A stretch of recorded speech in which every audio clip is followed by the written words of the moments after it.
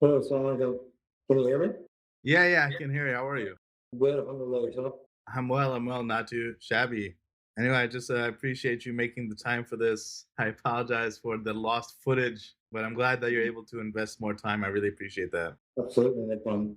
How's How's your your week been? my week has actually been really, really good. Today is actually a hectic day because I have some other folks I'm recording after you and then, visiting someone Dawat later in the evening. Yeah, So yeah, and it's weird because I don't usually do Dawats on a weekday, right? Like I don't think that's normal. But there's some folks going to Pakistan tomorrow. So yeah, they're like, let's all meet Thursday in the evening. And then at midnight I have plans with a friend to see the new Ant-Man movie. So it's a very busy okay. day. Yeah. So it's Yeah, like absolutely. so I won't be home until like 2 3 a.m. So yeah, it's a long day. And as Yeah, you get older, man, those late nights that you could do, can't do forget that, about man. it, Yeah, man. yeah. But I was like, I have to see the Marvel movie. I said I want to be the first one because I get spoilers all the time. Unfortunately, man. Instagram or Yeah, Facebook, someone posts something. yeah, for sure. The one movie that I really want to see is, if they'll make it, Black Adam versus Superman. Oh my god, I would love to see that. I saw Black Adam multiple times. I saw it 3 times with Yeah, different groups. Like anytime, I'll see it with one group of friends, and another group's like, "Hey, Muhammad, we're gonna go see it. We haven't seen it yet." I'll be like, "Hey, neither have I." And then I see it again. So yeah, no, I really enjoyed it. I think Dwayne Johnson has a lot of star power. I hope he leverages that and really pushes Henry Cavill back, back into the role somehow. I was sad to hear that Henry Cavill was like recast and then canceled like a week later. I thought that was nonsense. That was a crime. that was garbage. Yeah. And how's your week going? How's it been?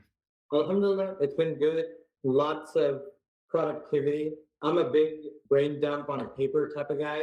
So early in the week, I went to a hookah lounge, sat, got my hookah, and just wrote everything about every section of my life. What the issues are, is it under my control? Why are the issues? And what can I do to resolve them at steps? And then just did that for fast of my life, and slowly taking steps to resolve them. And yeah, Well, that's definitely very, very that's very proactive of you. That's actually a good idea. Maybe I should that's do an something like that. SAT word. I don't know that it's a keyword. Brand two. What's that? What's up? What was the word that you used? Oh, I just said that's very proactive. Oh, proactive. Got it. Got it. Oh I God, thought you no. said brandtive. I was like, that's the first word I've ever heard. Oh But God, no. I don't use SAT. Well, I said the word lethargic the other day to someone. I was like, yeah, I feel a little bit melancholy and lethargic today. And they're just like, Muhammad, this isn't high school. Speak English. Just just say lazy and ambivalent. And I was like, honestly, I think ambivalent is a worse word than melancholy. So inshallah, let's dive into it. And I'll definitely put a summary of who you are as well as links so people can take a deeper dive. But inshallah, the floor is yours. Introduce yourself to everyone. sure. So my name is Chaudhry Ghouri. In the corporate world, I go by Ali Ghouri. I'm a certified program management professional with 12 plus years of experience.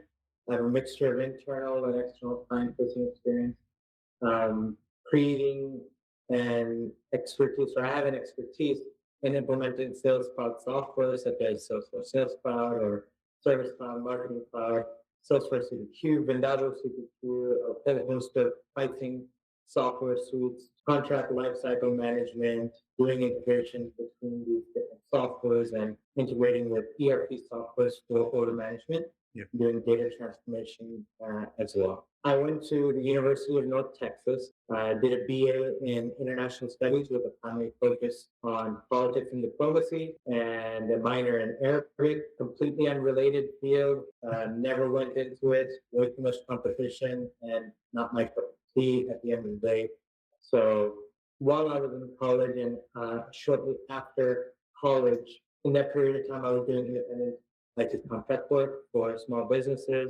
I was also working in retail. And after I got married, looking for a step up, so went to the Career University Pearson website and started applying here there. I was able to land a job in a boutique consulting firm that was later acquired by Entity Data Consulting. Over there is where I found a PM who mentored me into this role as a junior, starting as a junior PM role at Entity Data. And since then, I've pursued this path up to a senior technical program manager position with Salesforce leading $20 million project aimed at cost reduction, SOX compliance, automation, involving solutions like Workday, Salesforce, Sales Cloud, MuleSoft, PeopleSoft, doing data transformation with them. Now, during this vast tenure, I also opened up my own consulting firm, catering to small and mid-sized businesses, also in the sales technology place, helping B2B companies leverage sales cloud technology to increase revenue, margin, and speed with quote. Wow, that is definitely a full plate. From college to now, you definitely accomplished a lot. I mean, $20 million project, that's very incredible. And on the side, I know that you also do some philanthropic work. So talk a little bit about, the nonprofit engagements you have. Yeah, so I am or have been over the years volunteering at TMWF. Shout out to Texas Muslim Women's Foundation. They are a nonprofit organization that help victims, women and children, domestic violence, and they help them get into shelter, safe house, and help them with all their social work and getting them back up on their feet. And I help them in the back end in business process and IT systems automation and optimization. And so I've worked with Sister Mona Field, who is now, at that time, she was COO, and now she's the president CEO of the nonprofit. And I've been working with her and Sister Summer Shabula. Shout out to her. She's heading the HR department. And so continuing to look for additional opportunities to help out wherever I can. But I would definitely recommend everybody look into it and help and donate wherever you can. Absolutely. And I'll be dropping, in the summary, I'll make sure to give them a shout out and give information on how people can find their website, their LinkedIn, stuff like that. So thank you for the background information. And, I have a list of questions I'll be going through, inshallah.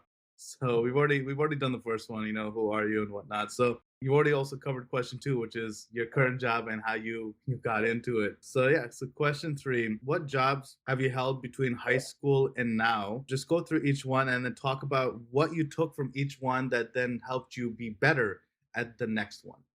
That's a good question. I don't have any of this on my resume.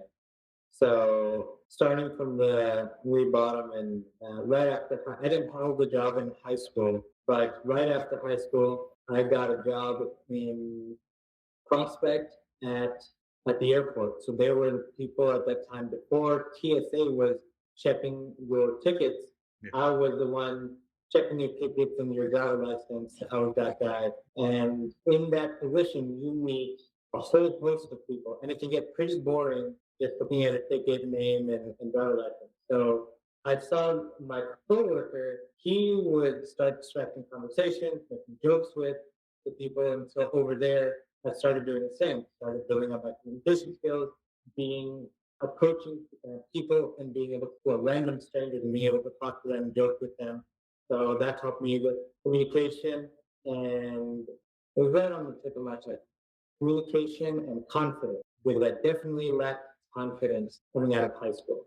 And then from there, I actually had tried to join the Pakistani Air Force, but I wasn't a citizen of Pakistan. My mom was, and it was going to take a long time, blah, blah, blah, blah. So fast forward, I came back to the United States, started college. I worked as a pharmacy technician at CVS Pharmacy while I was going to community college. When I got into UNT, over there, pharmacy technician, obviously, I learned better work ethic and speed and optimization and learning processes, systems, procedures.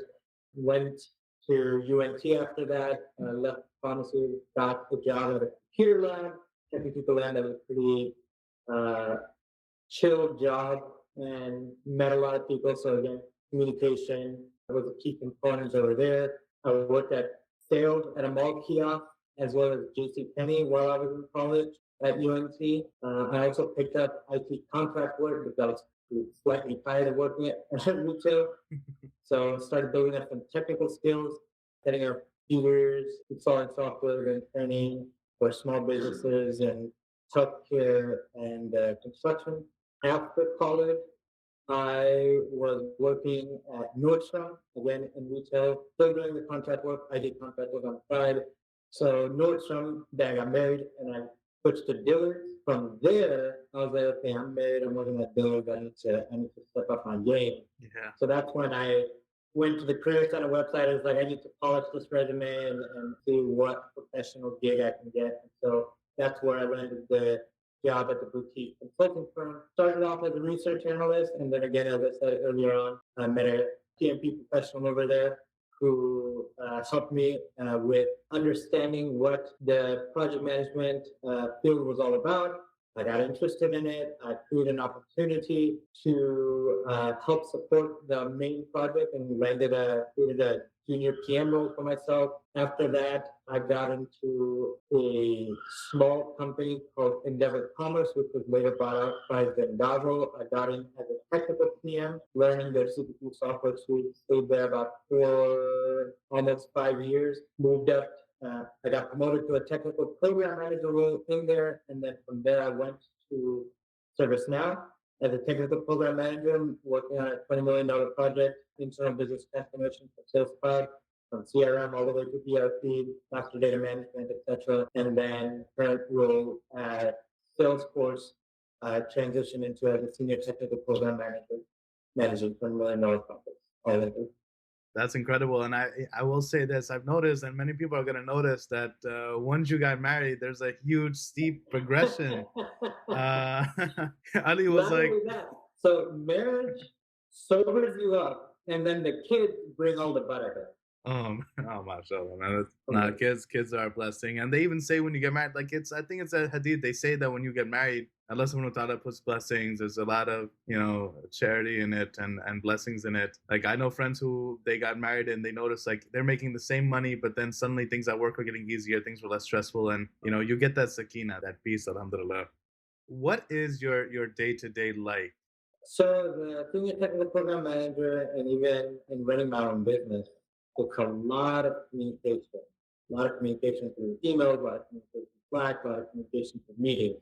It's getting updates, making risks, overcoming issues and challenges, and trying to make sure that you are moving the project forward and keeping everyone appraised of what's going on. And if there's issues that you foresee coming down the path, being able to communicate that and working with who you need to ensure that that doesn't become an impediment to the project and its critical path. And so managing the schedule, the budget, and the risks and issues is pretty much the day-to-day of a technical PM or any PM for that matter.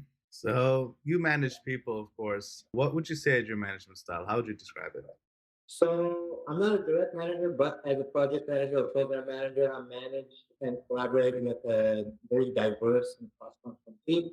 Everyone has different temperaments, everyone has different styles of communication and levels of information that they need or require at any given point in time. So what I've noticed, I know what has happened with me in the past is in certain situations, especially in retail, micromanagement is a very big thing, and I understood how it made me feel, a lot of hostility, aggression, decrease in motivation, and so on and so forth. So I've always gone the opposite route.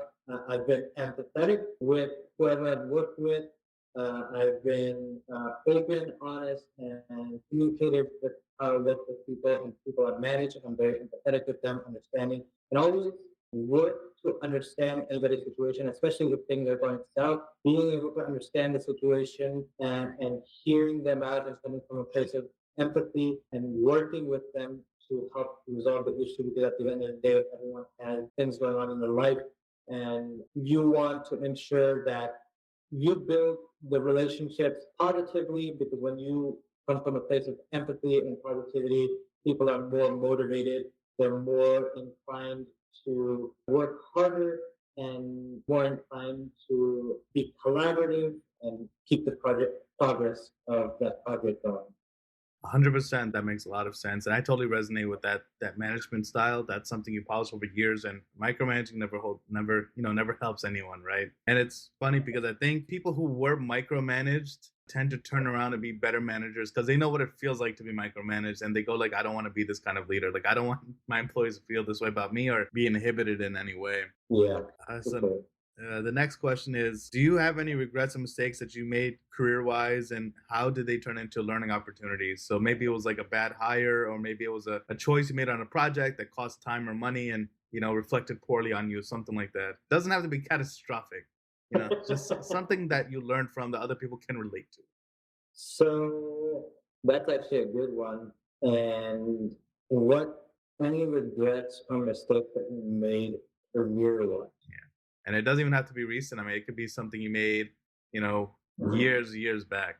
I guess early on, it was a lot. It was about trying to make money versus creating opportunities to learn new skills, or creating or searching for opportunities to learn new skills that would enhance my ability. Because right now I can sit here and say, oh, this job was, I learned communication, this job I learned research, but that's hindsight 2020 or 2023 now, or 2022.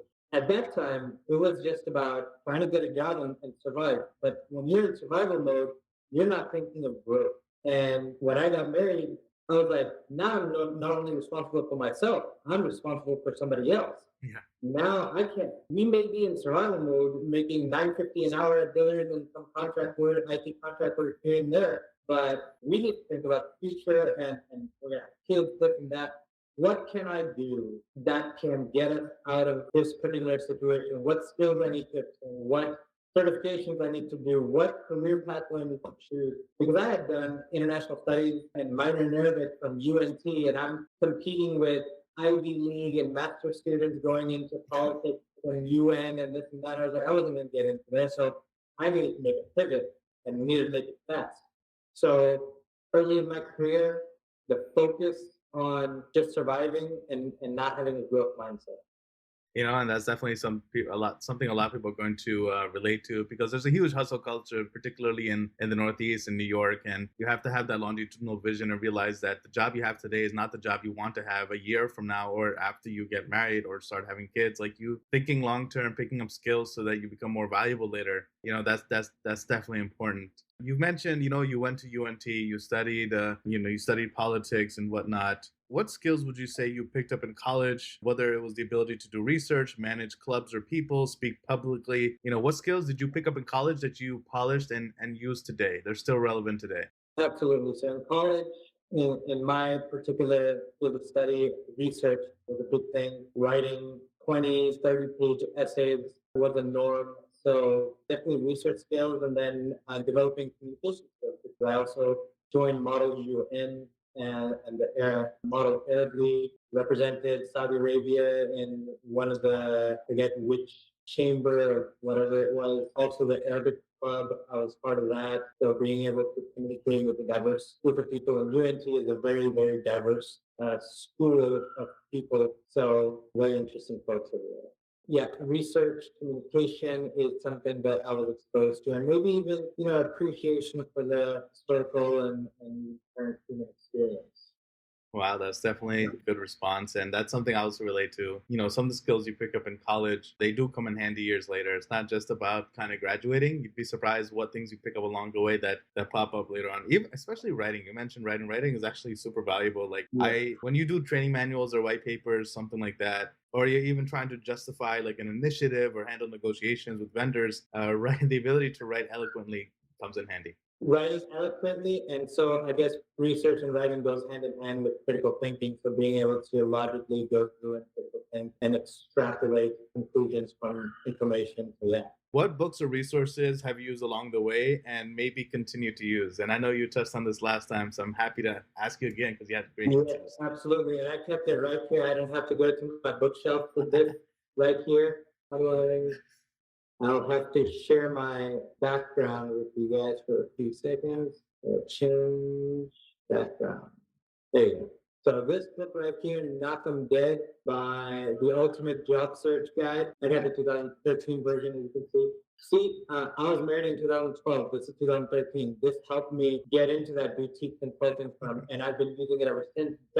It definitely gave me a mind shift on how employers think, how to write a resume, how to prepare for an interview. Anytime I've gone and wanted to make a change, I'd go in here, flip in the book, update my resume, and create a list of common questions and answer them. And this book really helps you understand the psychology of every question that's being asked. We have, I think, about 500 interview questions in there and help you formulate your answers to that. And they also help you create a resume that's catered to the job that you're looking for. So it gives you the skills, tools, and way of seeing and thinking about the job search aspect of it to help you with landing, actually getting interviewed. So that's a big recommendation that helped me for my career. And this was a gift, actually, my wife's uncle. So big shout out to Mumtaz. Wow, that's good, man. Mumtaz uncle came through, and it's what I love about those books is that the content, it never stops being helpful. Like 10 years later, I'm sure you still rely on that book and you go like, yeah, like this is a great resource. I can reference this. Well, so I'll definitely leave some link in the summary section so people can hopefully get it. And this is 2013. I'm sure they came out with a more recent version, but I just like you can go with it. So you have, you're a certified Scrum Master and you're a project management professional, which by the way, PMP is not easy. I just want to ask, when in your career did you get those? Did you pay or did your employer pay? And how did you decide, these are the certifications you wanted out of all the many dozens that are out there? And was it worth it, right? Was the taking the test, registering, applying, all of that worth it? So that's a good question. I got my PMP and my CSM during my time at Vindavo. So Vindavo had newly acquired our smaller CB2 company, Endeavor Commerce. So we had just grown from 20 people to 340 something. And so in that company, so they acquired the software CB2. They already had their own suite of software, analytics, segmentation manager, price point, etc. And pricing software. So they had technical or senior program managers on the team. And if I wanted to move up, because they didn't have project managers, they had program managers, and I didn't want to see myself out of a job, I was thinking I need to learn these software suites first, and I also need to make myself indispensable when it comes to project management or program management skills. So I was going to add, and I asked about whether there was any employer reimbursement or certification. There wasn't. Oh. I paid out of pocket.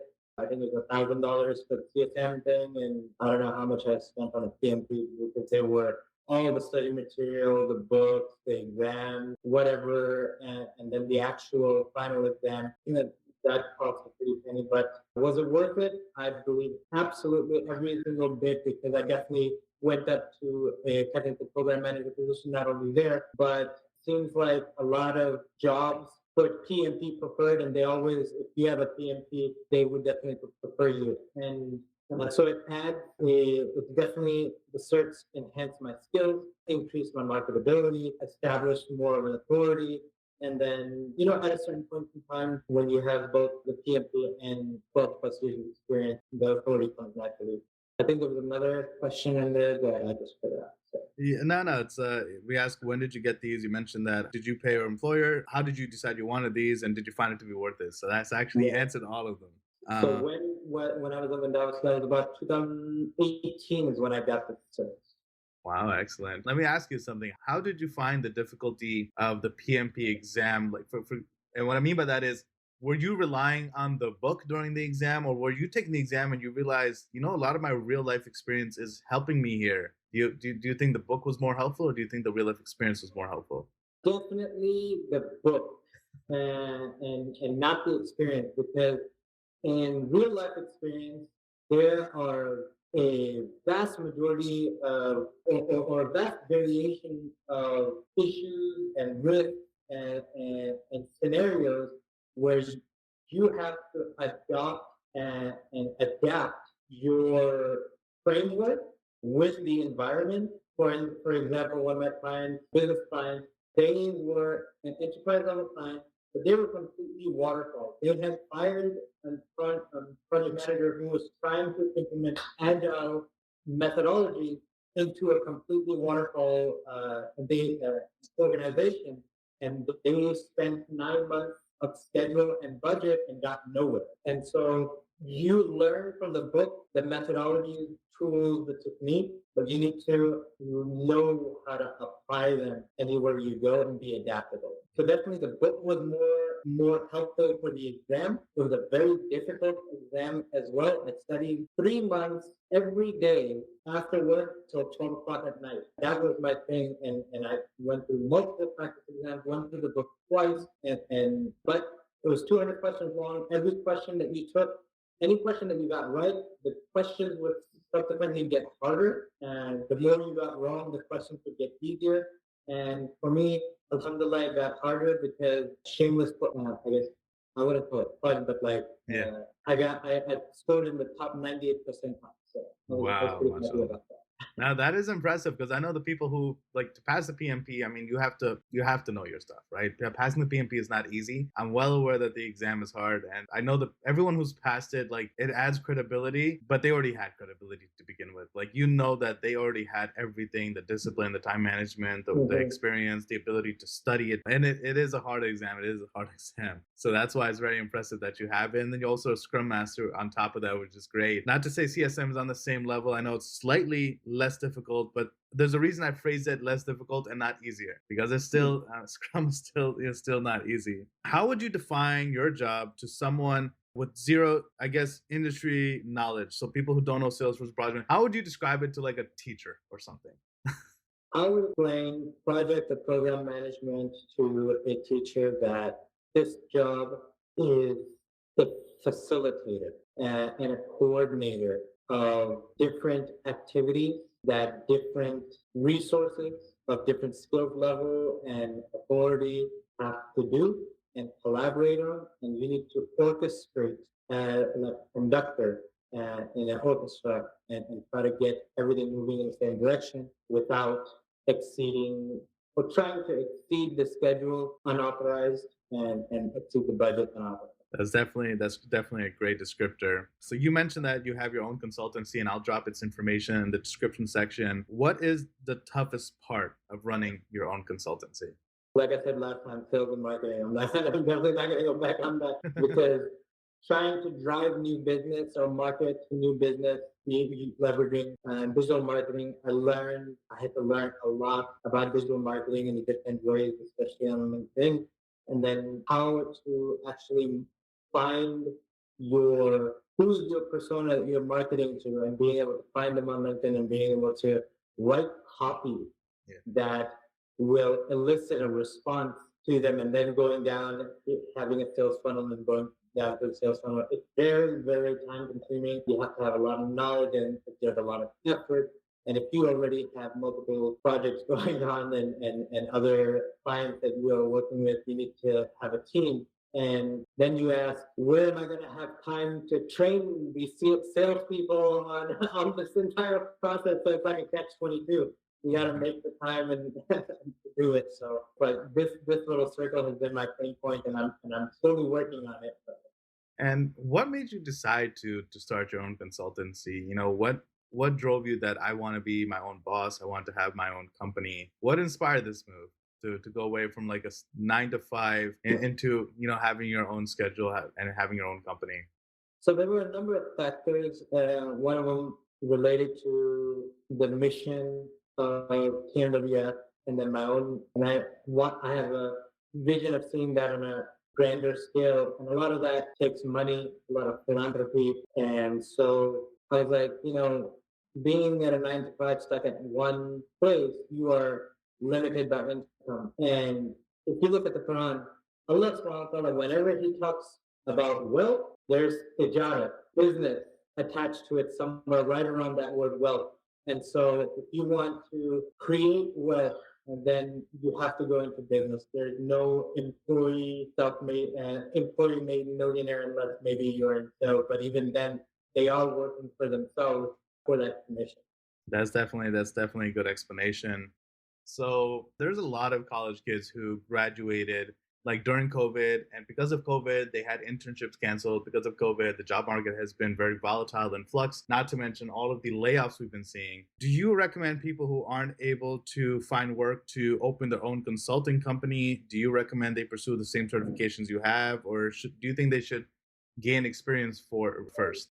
I would definitely say gain experience first. Now, that doesn't necessarily mean that you have to have a job. You can create opportunities to where you can gain experience. Like when I was at college, I was doing IT contract work for small businesses, and so I was creating that opportunity to hone some technical skills and get exposed to sales and marketing, the sales cloud software suite, and things like that. So experience is very important because, especially with when it comes to a certification or even a master's degree, I see a lot of people right out of getting their bachelor's, they go for a master's. And if you look at the studies out there, people who have their master's who have zero experience actually make less than their peers or people who have had experience in their development and got a master's. And so, and same is true with certifications, especially with PMP. And there's prerequisite for you to have experience in order to get that certification. I know you said last time there's some people who were able to get it right out of college. How they did that, beyond me. But it's having that experience actually helps you understand more about even learning as well. And so you'll have a much richer experience when you're getting those certifications with that experience when you go. In the meantime, yeah, create an opportunity, use your career center website from your college, start attending networking events, attend career fairs because there's lots of opportunity over there. And yeah, create your own opportunities to gain that experience. 100%. That's definitely sound advice, and that's advice that I resonate with. I agree with. What words of motivation can you give people who are looking for work right now, mainly college seniors or fresh graduates who they don't know how to guide their search and they might need specific pieces of advice? For example, like you mentioned, leveraging their career services, working with professors, using other resources at their disposal, how to build the network and then use that, etc. So I answered your question. But yeah, going using a career center website, going to the actual career center, using the book, polish your resume. This book honestly will help you understand how you need to craft your resume for the ATS system and for the managers reading it. And because you have to cater it really to every single job description, you can't just what's that word, spray and pray. Yeah. And so you have to be very catered and deliberate where you're applying. Again, attending networking events, the more people you know, the more people you get exposed to, the more professionals you know, the higher your chances are finding another opportunity, landing another opportunity. Your chances are virtually zero if you're just sitting at home and not learning anybody. So definitely go out and networking events. We have our Muslim professionals and we do a lot of networking events. So definitely come out and meet us. Yeah. And if you don't like Muslims or if you don't like brown people, then go to white networking events. So definitely attend career fairs, college career fair. There's career fairs going on in Dallas. If you look at in Fort Worth, simple Google searches on that. Definitely attend career fairs in your local towns, and yeah, use these tools and techniques. Try to get active, get moving. Don't just do nothing. Yeah. Any closing comments, anecdotes, or pearls of wisdom that you want to share? It could even be something like eat right. Right. Yeah.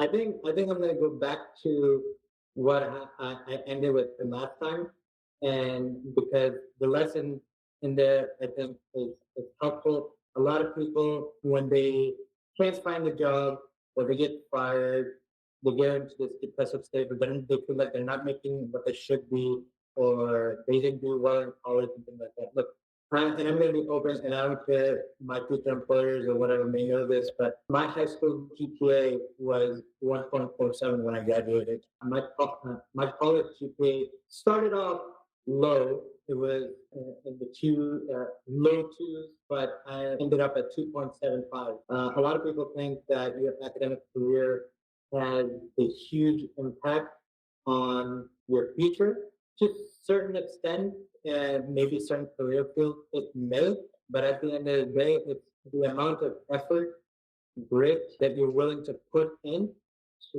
yourself to be able to move up. So myself, with these GPAs, I was working at Dillard's 950 an hour. I got married, and fast forward 10 years. Last year, I broke $750,000 barrier, and I'm looking forward to going on to the $1 million mark. So your academics definitely does not define you, especially if you aren't those 4.0 magna cum laude, summa cum laude, whatever my wife was. Props to her. But there's definitely more than one way to go about establishing yourself and being and generating wealth. Well, thank you, Ali, for joining me today, giving me the time for the second time. For everyone watching, we did a session last week, and because of my own AV deficiencies, we were not able to salvage the footage. So Ali gave us and graced us with his time again. So I appreciate you making the time and really leveraging your experience, your wisdom to help educate everyone watching this so that they know what to do, what steps to take, and hopefully help them, especially those who maybe never consider project management. Now they know what it's like. Now they know how you got there, what credentials you had, steps you took along the way. And likewise, people considering their own business, now they might know that, hey, marketing and sales is something that I actually cannot avoid. So, this will definitely be a value add, and I look forward to everyone who benefits from this. So thank you for your time, Ali. Jazakallah khair. Well, yeah, thank you so much for having me. Thank you for the opportunity. Jazakallah khair, really appreciate it and was happy to be here. Hopefully, there was some pearls of wisdom over there that many people can benefit. Inshallah. All right. Assalamu alaikum wa rahmatullahi wa barakatuh. Wa alaikum assalam.